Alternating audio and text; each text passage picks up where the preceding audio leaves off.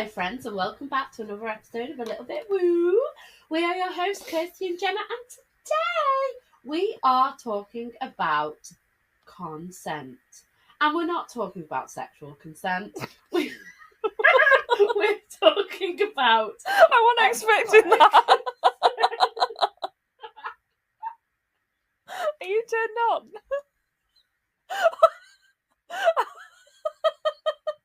I mean your microphone. Oh, fucking hell. Welcome to A Little Bit Woo. A bit Delou, more like. Oh, you know what? Well, just been... So, Kirsty and I have just been out treating both my horses. So Kirsty's come over to me today to give physio to my dolly, and still not got rid of the cough. And whilst Kirsty was treating Dolly, I was giving my boy Bowen. So double whammy. Double whammy. I know. All the woo. So we're all a bit probably energy sapped a little bit. So yeah. Well, I've also been for woo with Liz today as well, so I'm completely... Oh, yeah. How did that go? Oh, well. Where do we start? Go on. So we played another game of Crystal Buckaroo. Did you have the rods again? I had the rods, yes, power rods in my hands. Did you put one underneath your back? What? Yeah, she gave me one. I don't need a rod in my back. Yeah, she gave me a flat one to place under my lumbers, but then she also had like a line of them under the table as well. Love that. Yeah, so today's session was a lot different to the last one. She taught me through grounding, and then everything was very quiet. And then at the end, she basically told me a really lovely story about what had happened for her with me. And I was just laid there. So yeah, fascinating. How did you feel afterwards? Tired. Mm-hmm. She did say I'd feel tired. So last time I got really, really warm. And then today, she asked if I wanted a blanket. And I said no, because it was a warm day. And she was like, "Are you sure?" And I was like, no, I'll be fine. But she said there was a lot of angelic energy running, which is like cold energy. Yeah. So it almost felt like there was just like waves of cold flowing through my body, but not like I wasn't shaking like cold, but there was just like every now and again there was a wave of cold energy came. And then like by the end of the session, it was like quite a frequent wave backwards and forwards. Nice. So if anyone's any new listeners to the pod, Liz is an amazing Reiki spiritual coach, amazing human, does stuff that's beyond Reiki as far as we're concerned. She's based in Cheshire, and I've been going to her for a long time now, and she's been a massive catalyst for me on my healing journey. So I think, yeah, if you're in the Cheshire area, we'll leave her details again, because if anyone wants a bit of woo with Liz, highly recommend. Yep. So I'm committed now. She's in. We're in. She's in locked in, and we're going. But no, it was actually very peaceful and lovely today. There were some tears at the end, but not throughout. Did you pull a card? Yes, pulled a card. I should have brought the card in, shouldn't I? Well, it was funny because last time I said that I'd been seeing pink, like powder pink and powder blue all the way through the session, and the card that I pulled was them colours. And then today, again, like I didn't really look at the deck, and then I pulled one that was like indigo purples and blues, which were the colours I'd been seeing throughout the session. But then when she finished the session, I saw orange really brightly, and this card was like indigo, blues and purples, and then it had orange fish on it. And I was like, oh, how very convenient. cool. Anyway, should we get back to consent? Yeah. I think we've gone off on a bit of a tangent. I like that though. Yeah, like Checking a tangent. in on each other. Yeah, How what are you guys what anyway? we've been up to. You need to start leaving a couple of comments. Can we just make a little side note? So we've been having some beautiful feedback from you guys, mainly through private WhatsApps and messages. And we just want to say thank you. You know, there's been a couple of comments that have been like messages that have been sent to me and to Kirsty. People have really resonated with little things that we've said that they could relate to, or they've actually, it struck a chord with them, or they felt like really compelled to start exploring new things. This is exactly why we're doing it. That's why we did it, wasn't it? This is exactly why we're doing it. So I just want to take a second to say thank you guys for the comments, but we are wanting to build a community. So, if you get involved, if you want to speak, make a comment, on the pod or on the Facebook page. There's so many of us horsey, little bit woo women or men or big woo or both. Excuse me. That super woos that are out. We need our little family. We all need. We I was waiting family. Yeah. Get all my soul sisters Have you with noticed me? how we still haven't got into consent yet? We'll get there eventually. Are we consenting to getting there? Yes. Okay, let's go. Let's go consent. Let's go consent. So this is something we wanted to speak about, and it was after you'd put a post up, haven't you? Yes. On your business page. What was it that you actually wrote? Are you having a laugh? I'll just check what I wrote. Yeah, you better have to. I mean, so I don't know. Who am I to speak? I can't even remember what I write on mine. There you go. So Kirsty had done a consent post on her physiotherapy page. She's screaming like, I can't find it. Where is it? I can't remember what I wrote. I've done a lot since then. Heck, you're old. I know. Come on. Time's ticking. Boom. Oh, that's the fashion lights. Oh my gosh. It was. Oh, trust the process. Was that? No. No. Can't even find her own flipping.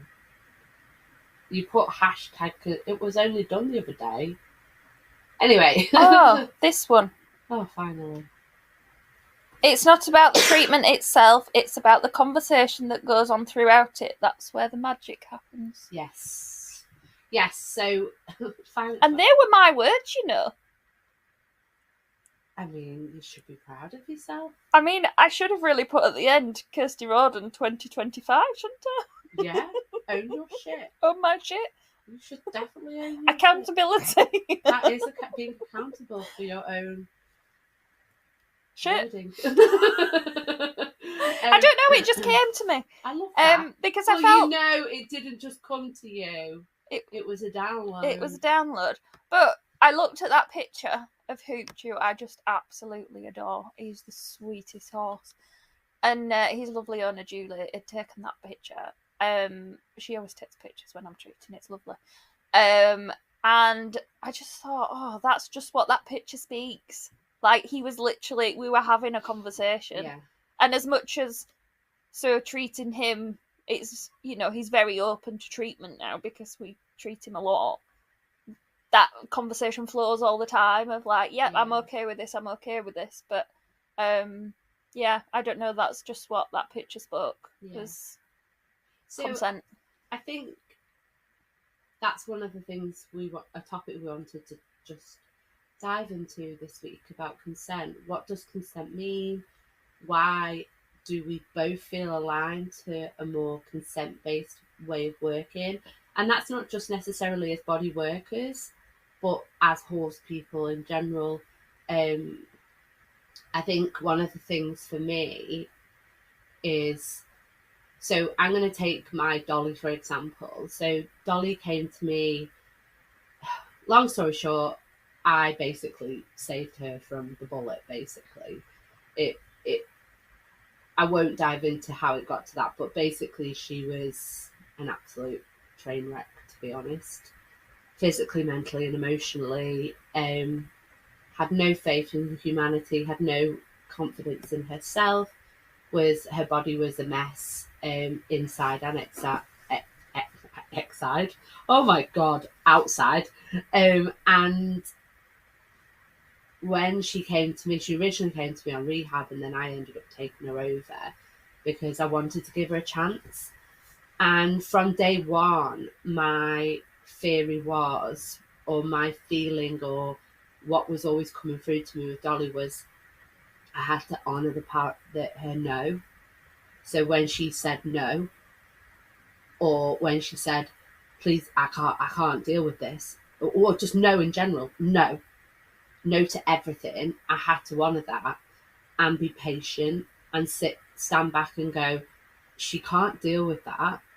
So I have to honour her when she says no. So when you say you honoured her, what did that entail? So, for example, she wouldn't, like, I remember the first time we ever tried to feed her, and she used to roll over on top of her feed. She was that scared. She was scared of men. She wouldn't let you touch her legs. She wouldn't. You couldn't even get a rug on her. So when she said no, as in like she turned away from no, you, she bolted. Yeah, but you didn't go chasing her. No, I left. So that's the and taking then it as a over no. time, we would then strike a so, and this has been 3 years. I mean, Dolly is 50 million times better than she was. She's nowhere near there. But I think my relationship with Dolly has been from day one is when she says no, I say okay. Mm-hmm. And then I'll try again another time, or I'll ask a question, I mean, I will never forget the time when my parents came down to ours, and they had to wait like half a field away from the field. Mm. And I was like, you can't come any closer. And they were like, what the hell? We've had horses all our lives. Gemma, like, come on. I was like, if you got any closer, she'd say no. Mm. That's as much as she can cope with. Mm-hmm. And we've worked on that, and like, she wouldn't let men near her. Feet, oh, forget it. I mean, 3 years later, my podiatrist can do all 4 feet. She loves my husband. She lets my family do her now. That trust has been built so much because I've said, every time she said no, I've said okay. And then it's not okay and I've left her. It's okay, not today. Okay, can we try another day? I think that's the important thing, isn't it? I think sometimes people are like, oh, well, they said no, so it's not a conversation we can have. And it's like, no, they've said no and you honour that no. But actually, sometimes, especially like in the work that I do, if I just took a no as a blunt no all the time, we'd make no progress, and we couldn't help the horse. We wouldn't even have if it was that extreme. We wouldn't be doing anything. No, that's what I mean. But I think people read into that consent when a horse says no as a blunt no, we can't ever do that. Whereas to me, I almost see it as like, okay, I've acknowledged you've said no, but can we just have a conversation about it? Can you come back to me with your attention, and can we have a conversation about it? And then, it's almost like a human in therapy, like, no, I don't want to talk about it. And you're like, but maybe if we just talk about this a little bit, and then you almost open, like you say, open that little gateway. Yeah, open the little gateway, and then you can have a bit more and a bit, and that's where the trust builds. Then, isn't it? That two-way conversation. It's not a one-way conversation. It isn't a one-way conversation, and that's, I think, that is consent. Yeah, consent is a two-way conversation. Can we have this conversation? Yeah. I understand, so for like Dolly, this took years of me just teetering in and going, I understand, but can we just, when you're ready, can we have this conversation? Yeah. Or is it okay if this can happen? Yeah. And there'll be times where, well, take for tonight, for example, she's had a bit of she's had it all after a wobbly this week. She's had a wobbly week. She's quite hormonal. She's a little bit weird with her gut. Thank God for Ron Fields. I've got her all on the reset. And yeah, she's just a little bit, her regulation's just not on point. I mean, she's done, it's just acknowledging things like that, isn't it? It's so ebbs and flows. It's not a linear. And she's at the dentist. We're getting better. Had her feet done, and you can see that she's teetering on threshold this week. Yeah. For a lot of environmental factors as well as internal factors. Yeah. So you honour that. You honour the no, but like she, we arrived. She clocked you, and she's like, "No way, fuck off!" And off she went trotting down the field, and I was like, "Oh, here we go." So I went down with the halter, and she's like, no, but I'm not staying more than a metre away from you, which I'm taking that as, you do want this to happen. You're having to have your say. She's in her trenches and working through her. She needs Liz. She needs Liz. Bring your crystals, Liz. Bloody hell. Where's the rods when you need them? Oh, Dolly's got her rod, and that's Cal is her anchor. Cal is the anchor. Cal's like, oh, come on, doll.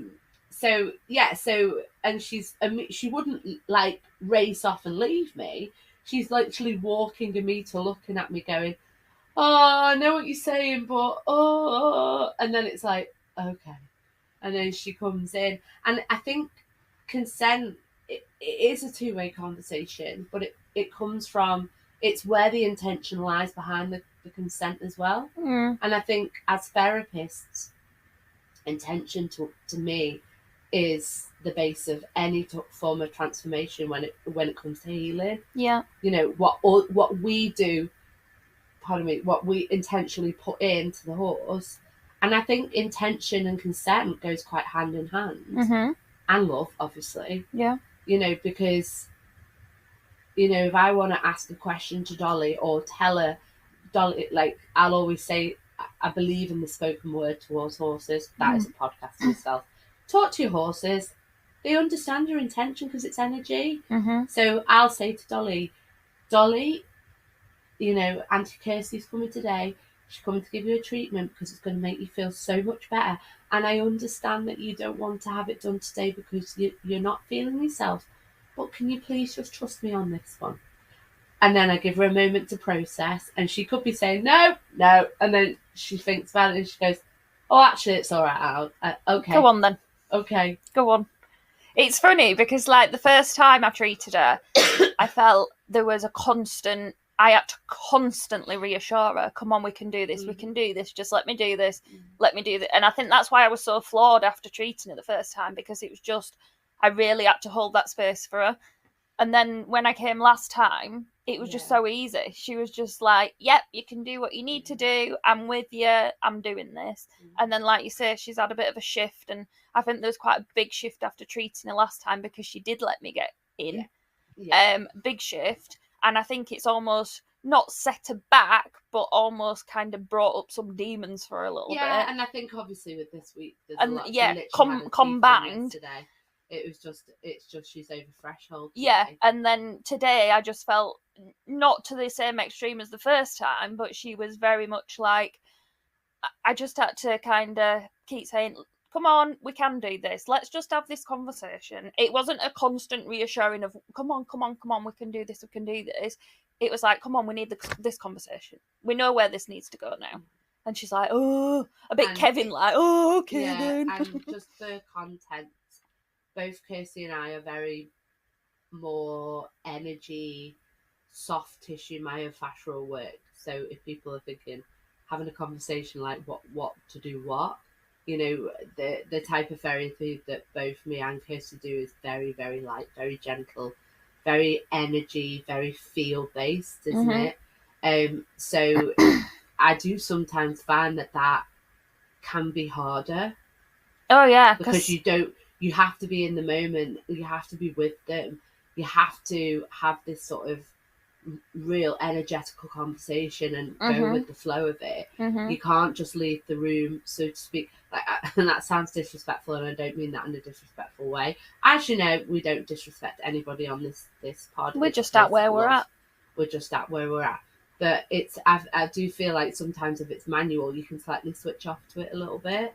Yeah, and I Go think through that's the motion, so to speak. And yeah, not the where I kind of come from with the consent based. I'll say to people, you know, if you went into a doctor's surgery and somebody came marching straight up to you and shoved a needle in your arm, how would you feel about that? feel.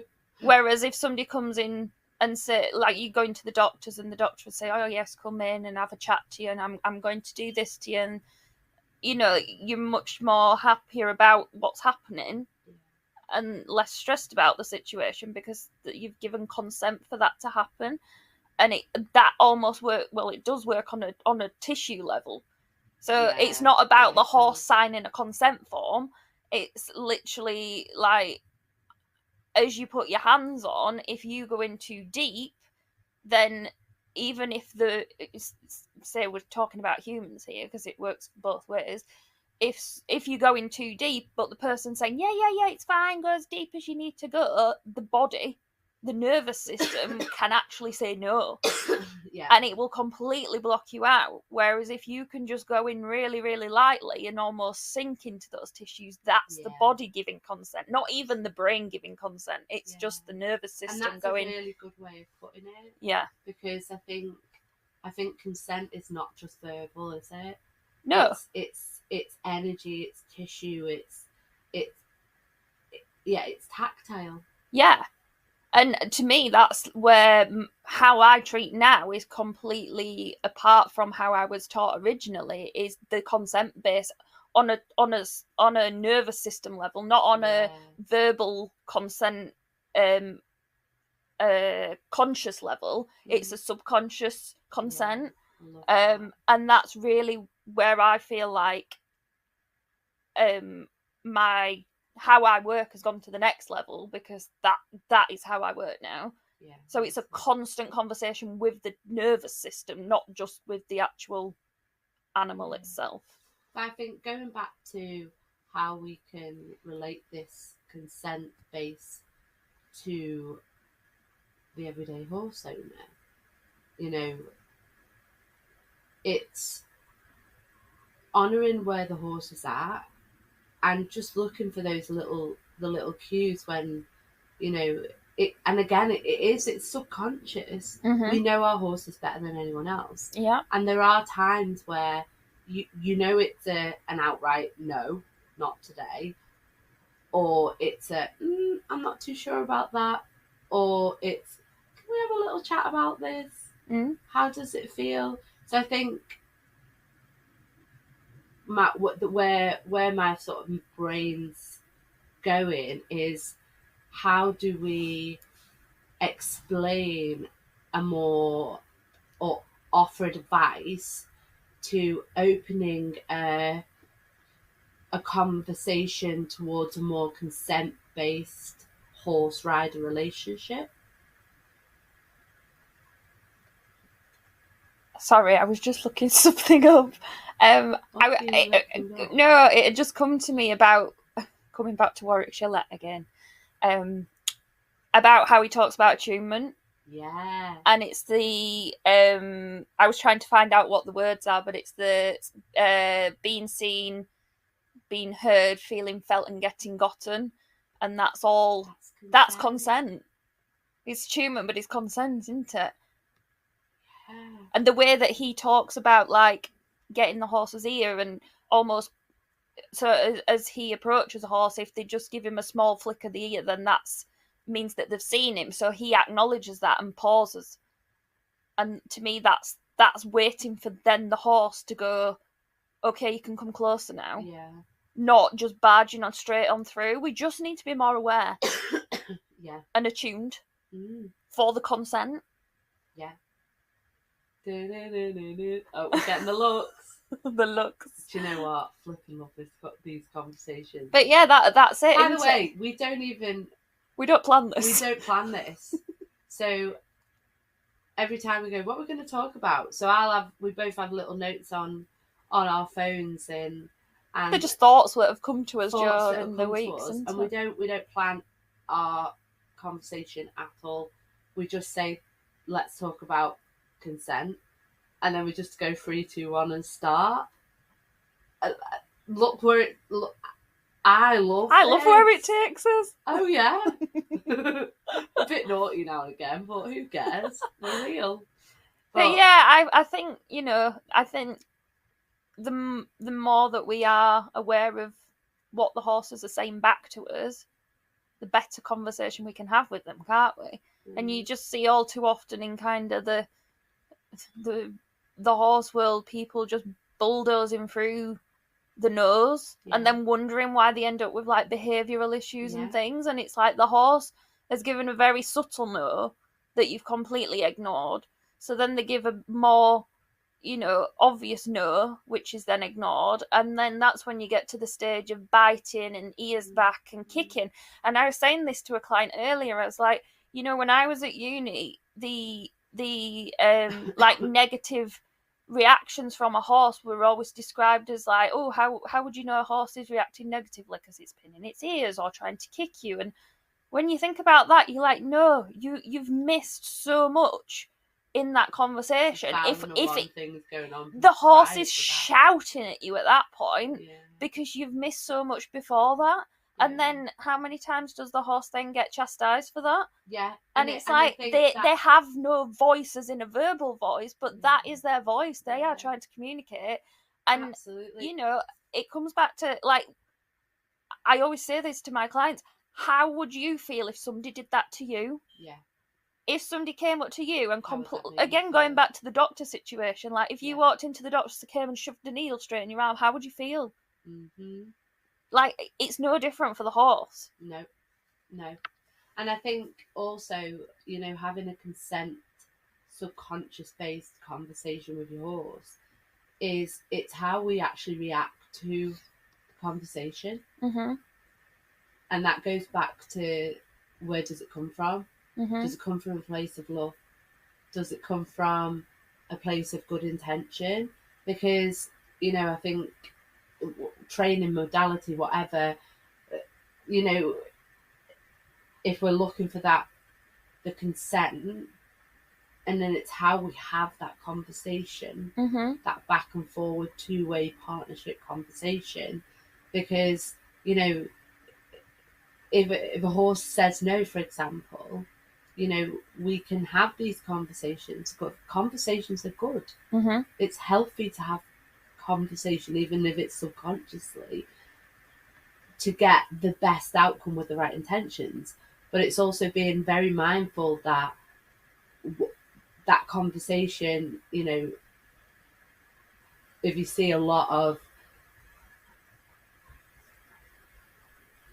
how people react to their horses in that conversation, if it can also, it's being mindful that it's not stepping over that marker where it becomes from partnership to dominance. Yeah. And I think that's, you hear people say, oh, there needs to be you need to be the dominant one. That's not how horses work. Horses don't work in dominance. They work as a team. Well, they are a team.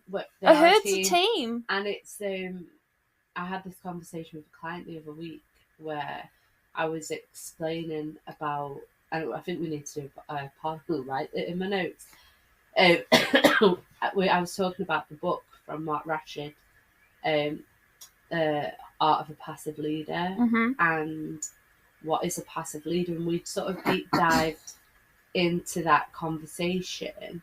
And I was saying, like, to me, a passive leader is, horses gravitate to a passive leader, someone who's consistent, who knows their worth, who knows where they are, doesn't change. They're peacekeepers, but being peacekeeper is being able to say, that's not actually great either. Yeah. That's going to put you into trouble. Please don't do that. And when we deep dive down a little bit, I said, do you know what? Actually, I don't think it should be called passive leader. I think it should be called the integral leader. Yeah. Because passive can be perceived as a bit mamby-pamby. Yeah. And a bit softy-softy. Mm-hmm. Where integral, in having integrity, is being grounded in your consistency. Mm-hmm. And then, but also being able to say, that's actually not right. Yeah. Or can we think of doing that a different way? Can we have a conversation about that? Yeah. Even if it's a hard conversation. Oh, yes. Yeah. Yeah. So it should be integral consent. That doesn't even make sense. Don't be making buzzwords. No. We can keep integral horsemanship and integral leader, though. I will love integral horsemanship. That's really good. Integral horseman. Yeah. That's what I called my equine dentist. Yeah. Because if anyone doesn't know Paul Warby, just a side note, you need to look up. I've known him for 15 years, and he is probably... He is consent-based. He is a consent-based, holistic equine dentist, and he's just phenomenal. And a little bit woo. No, he's super woo. He's not a little bit woo. I mean, you want to hear the conversations. I've not even told you yet, the conversations we had yesterday. I was like, I've got so much respect for that man, but yeah, he's woo. And a big woo, but he's great. But yeah, are we having him on the pod?